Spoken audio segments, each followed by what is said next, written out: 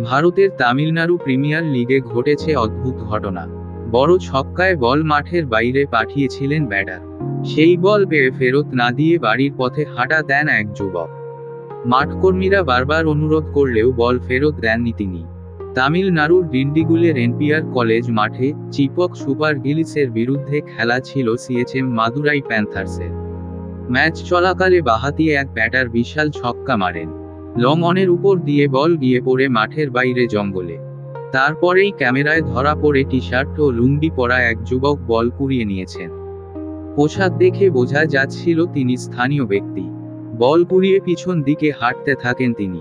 স্টেডিয়ামের ভিতর থেকে মাঠকর্মীরা তাকে বল ফেরত দেওয়ার অনুরোধ করেন, কিন্তু সেই অনুরোধে পাত্তা দেননি তিনি।